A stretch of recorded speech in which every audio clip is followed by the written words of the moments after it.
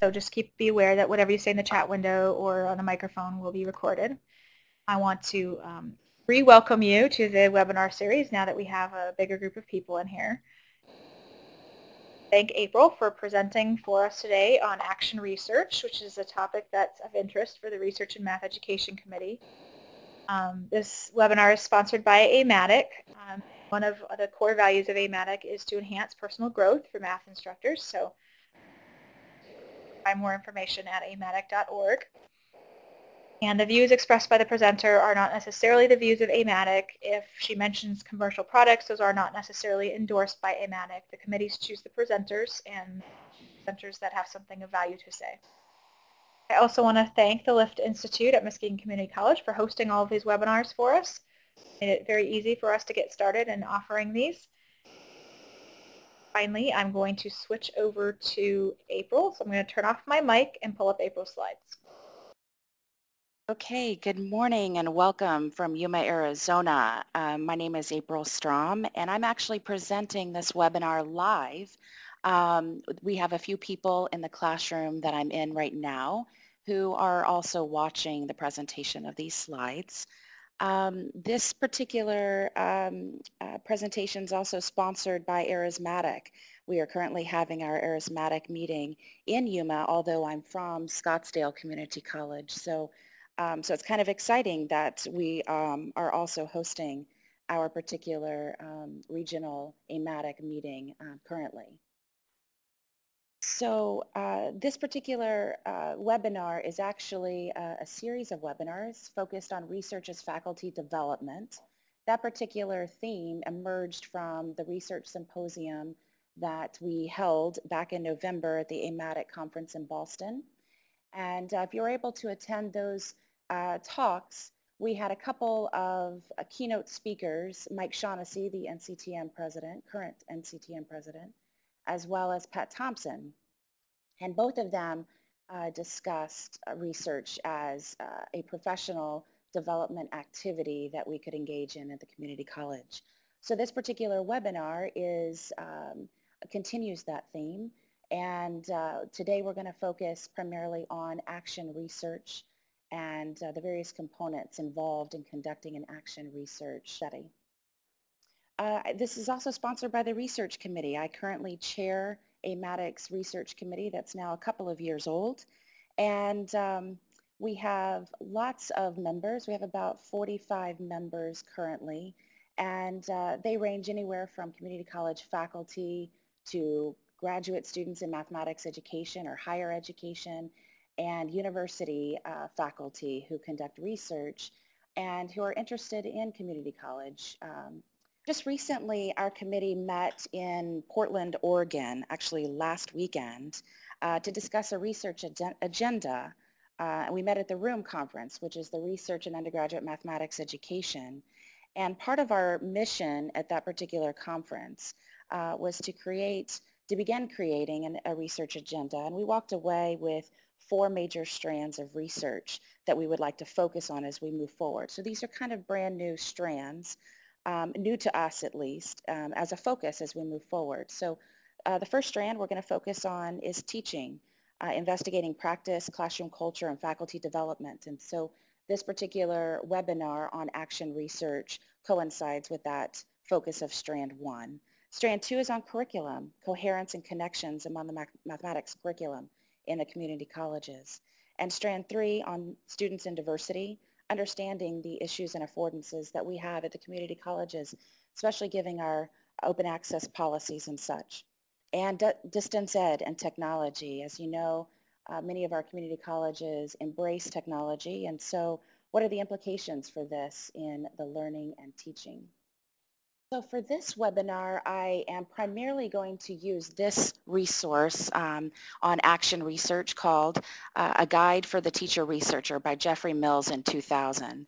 He has a newer edition, 2006, but this is the one that I'm going to use. So if you're interested in a really good resource on action research, this would be a book that is very detailed on what action research is. Now, of course, for this webinar, we're going to be able to skim the surface on a few pieces of action research, but certainly not be able to have enough time to focus on everything. Slides are a little slow in changing over, but so bear with us. But I wanted to poll the audience on a question. I'm curious, which one of the following best describes your experience with action research? If you're able to describe, if Maria, if you could put that poll up for everybody to answer. Go ahead and make your selection and we can get some data on your experience. I'll hold for a couple of minute or so while you answer. Okay, I think we almost have everybody answering this question. So that's interesting. About half of you guys have heard of action research but haven't had the opportunity to engage in a research project. So that's actually good news, because that is one piece that I'll be describing a little later in the presentation about how you might be able to participate in an action research project, either individually or in a small group setting. So this is good. Okay, Maria. Okay, I wanted to share with you a little bit about my story and how I engaged in research and how it changed my practice. I taught at the community college for about 5 years before I decided to go back to school and pursue a PhD in mathematics education. But at the time, I was not convinced that that is what I really wanted to do. I actually was just mostly interested in taking some classes and learning about research. And as part of my first set of classes, I was required to do a research project, a small one, on my own students in my own class, and that really was an action research project. And at the time I focused on a college algebra student and his understanding of exponential functions. And, you know, as what's typically done, we all teach and think we know what our students are learning. I had a particular student who was acing my exams, was answering all of my questions in class appropriately, and he just was the model student. So I just thought, you know, I wonder what ways he kind of thinks about exponential growth or exponential decay and how he could describe them. So I interviewed him after class a couple of times on some tasks that I had created, and I learned that while he was acing my exams and while he was answering all my questions in class, which gave me made me think that he was understanding, he actually didn't. There was very little he could articulate about how a particular phenomenon grows exponentially and what all that entails mathematically. And so that was very enlightening. As a result, there were things that I changed in my practice. I changed the kinds of questions that I was asking in class to be more conceptual and thought-provoking. I changed the kinds of questions I was asking on my exams to engage students in some deeper thinking.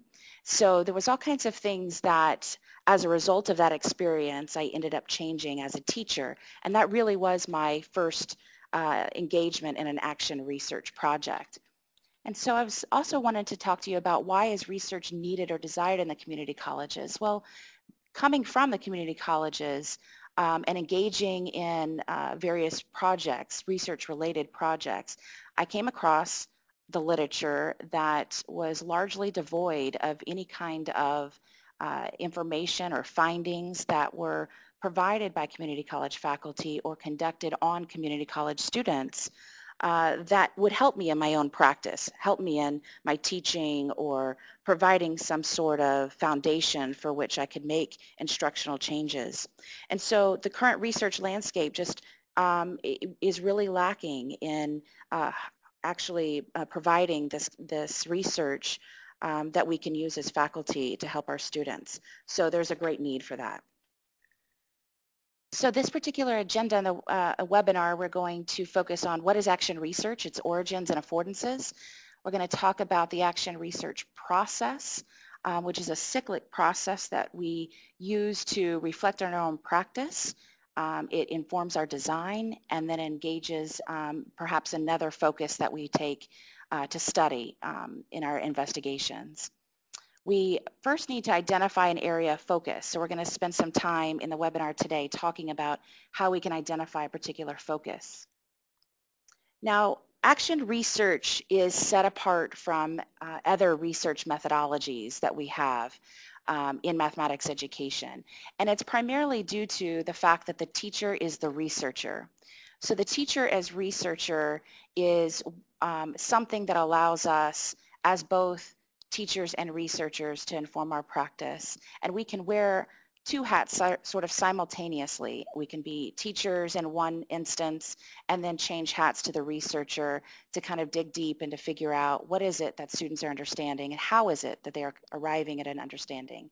And as a result of that process, we as teachers become learners.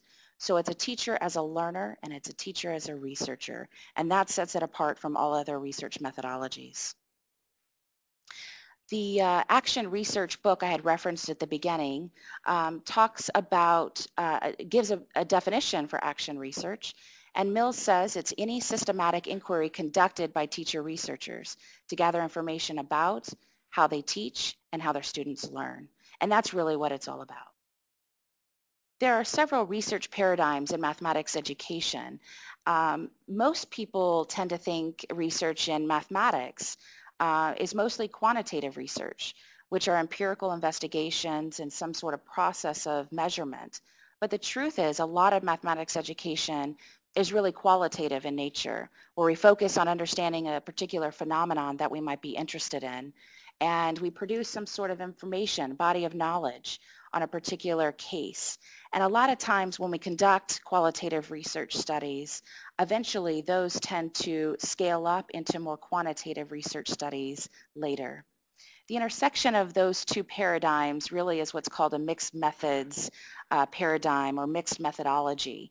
And in this particular research paradigm, there is a study that is developed that uses quantitative methods as well as qualitative methods, in addition to the data collection as well as the analysis of both. So it's a intersection of both qualitative and quantitative. Action research as a research paradigm actually falls in the qualitative research, because where we're trying to figure out as teachers what phenomenon that we're not understanding with our students. And so this action research is qualitative in nature. So what's interesting is action research has been around for quite some time. I've just recently been asking other faculty if they've heard of it, and oftentimes they say, no, I have no idea what that is. But the truth is, Kurt Lewin coined the phrase action research early in the 1940s, and he was an MIT professor, and he was interested in studying minority problems, and he used action research to help him understand that. He authored a paper in 1946 published that was called Action Research and Minority Problems. And in this particular paper, he described action research as a comparative research on the conditions and effects of various forms of social action and research leading to social action. And that action research uses a spiraling of steps of a planning, action, and a fact-finding. And his particular philosophy of action research was really rooted in John Dewey's progressive education movement. John Dewey was a philosopher, and he combined philosophy and writing and education together in the late 1800s. John Dewey believed education had an intimate connection with social action in a democracy. He also believed schools were repressive institutions that did not promote exploration and growth. And as such, schools should be able to teach students how to become problem solvers by helping students learn to think rather than just rely on rote memorization of information. And a lot of times